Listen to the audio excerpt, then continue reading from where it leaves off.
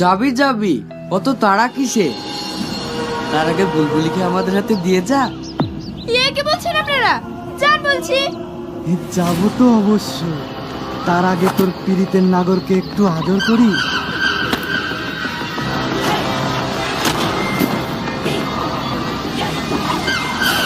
Hello প্রিয় বন্ধুরা, স্বাগতম পল্লীগ্রাম টিভি লভার অফিসিয়াল ইউটিউব চ্যানেলে।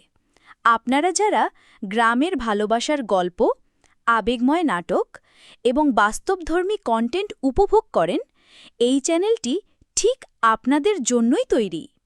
আজ আমরা কথা বলবো পল্লীগ্রাম টিভির নতুন হৃদয় ছোঁয়া প্রেমের নাটক টোটোওয়ালার প্রেম নিয়ে।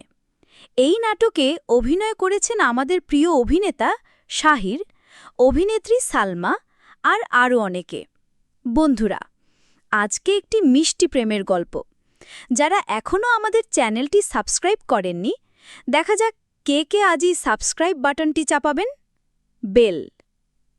সালমা এক সহজ সরল স্কুল পড়ুয়া মেয়ে। প্রতিদিন গ্রামের রাস্তা ধরে হেঁটেই তাকে স্কুলে যেতে হয়, কিন্তু বখাটে ছেলেদের উৎপাত আর আসা যাওয়ার কষ্টের কারণে পড়াশোনায় মন দেয়া দিন দিন কঠিন হয়ে পড়ে। একদিন সালমার বাবা সিদ্ধান্ত নেন মেয়েকে সেফলি আনা নেওয়ার জন্য একজন টোটো ঠিক করতে হবে। সেই টোটো চালক হচ্ছেন শাহেন। উচ্চ শিক্ষিত হয়েও চাকরি না পেয়ে টোটো চালানো শুরু করেছেন। প্রতিদিন টোটোতে আসা যাওয়ার মাঝেই সালমা শাহিনের প্রতি আস্তে আস্তে মনের গভীরে আলাদা ভালোবাসা অনুভব করতে থাকে। একদিন সাহস করে সালমা সাইনকে বলে ফেলে তার মনের কথা। কিছুটা দ্বিধায় থাকলেও শাহিনও সালমাকে পছন্দ করতে শুরু করে। কিন্তু গল্পে মোড় নেয় এক অন্ধকারে। রাস্তার এক লোক তাদের দেখে সালমার বাবাকে জানিয়ে দেয়। রেগে গিয়ে সালমার বাবা শাহিনকে প্রকাশ্যে মারধর করেন এবং সিদ্ধান্ত নেন অন্য জায়গায় বিয়ে দিয়ে দেবেন মেয়েকে। কিন্তু ভালোবাসা কি এত সহজে থামে? রাতে সালমা পালিয়ে শাহিনের কাছে চলে আসে। তারা দুজনে পালিয়ে যায়। এরপর চারদিকে শুরু হয় তোলপাড়। সোশ্যাল মিডিয়ায় সালমার বাবা ঘোষণা দেন যে তাদের ধরিয়ে দেবে তাকে ৫ লাখ টাকা পুরস্কার দেয়া হবে। শেষ পর্যন্ত একদল লোক তাদের ধরে ফেলে ও সালমার বাবাকে খবর দেয়।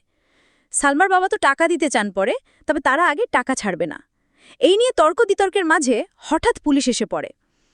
ঘটনা জানতে চাইলে শাহিন ও সালমা তাদের প্রেমের কথা অপেক্ষা স্বীকার করে।